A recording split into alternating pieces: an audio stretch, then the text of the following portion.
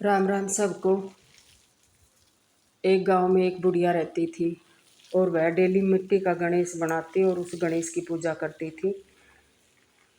तो जैसे वो मिट्टी का गणेश, जैसे धूप आती वैसे ही वो मिट्टी का गणेश तिड़क जाता था और बिखर जाता था। इस चीज़ को लेकर बुढ़िया माई बहुत परेशान थी। एक दिन वो बाजार गई तो उसने देखा कि सेठ जी के यहाँ चिड़ाई चल रही है, सेठ जी मकान बना रहे हैं। तो धीरे धीरे वहाँ पे गई और मिस्त्री को बोली कि भाई मेरा पत्थर का गणेश बना दे। मिस्त्री हंसने लगा और हंसकर बोला, माई आपका गणेश बनाऊंगा जब तक मैं एक दीवार खड़ी करूंगा। बुढ़िया बोली, बहुत परेशान हुई और बोली, ठीक है, राम करे सो होए भगवान, तू ही देखना और आपकी दीवार टेढ़ी बनेगी।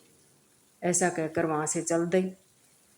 तो उन्होंने दीवार बनाई, दीवार टेढ़ी हो गई। तो सोच रहे कि भाई बुढ़िया तो शराफ दे के गई।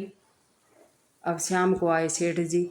सेठ जी बोले, भाई इतना ही काम किया, काम नहीं किया आपने। तो बोले कि सेठ जी, एक बुढ़िया आई थी और वो बोली कि पत्थर का गणेश बना दो, तो हमने मना कर दिया। तो वो बोली कि भगवान तू ही देखना इनकी दीवार टेढ़ी हो जाए। तो इसलिए हमारी दीवार, हम सुबह से इसको बना रहे हैं, ये टेढ़ी हो रही है, हम इसको फिर हटा रहे हैं, फिर टेढ़ी हो रही है, फिर हटा रहे हैं। ऐसे ही पूरा दिन हो गया, हमें तो परेशान हो रहे हैं हम। सेठ जी ने सोचा कि बुढ़िया को बुलाया जाए। तो बुढ़िया बुलाई और बुढ़िया को बुला के सेठ जी ने हाथ जोड़कर माफ़ी मांगी कि मैया मुझे माफ़ कर दो, मैं आपका गणेश मिट्टी का बना के, सॉरी सोने का बना के दूंगा, आप मुझे माफ़ करो। तो बुढ़िया माई, तो सेठ जी ने सोने का गणेश बना के दे दिया। बुढ़िया खुश हो गई और बोली कि ठीक है, आपकी दीवार सीधी हो जाएगी। ये कहने के बाद मिस्त्री फिर लग गए काम पे। तो उन्होंने फिर से दीवार बनाई तो दीवार बिल्कुल सीधी हो गई।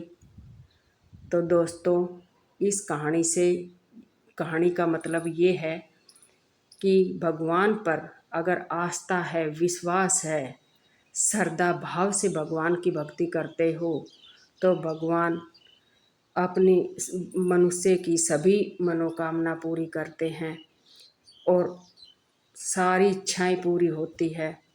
ना भगवान पैसों का भूखा, ना धन दौलत का, कोई भी चीज़ का भूखा नहीं है। भगवान सिर्फ भाव का भूखा है।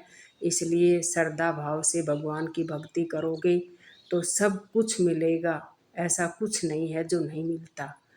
और अगर हमारी वीडियो अच्छी लगे, हमारी कहानी अच्छी लगी तो चैनल को लाइक, शेयर और सब्सक्राइब करें और कमेंट में राधे राधे ज़रूर लिखें। जय श्री श्याम।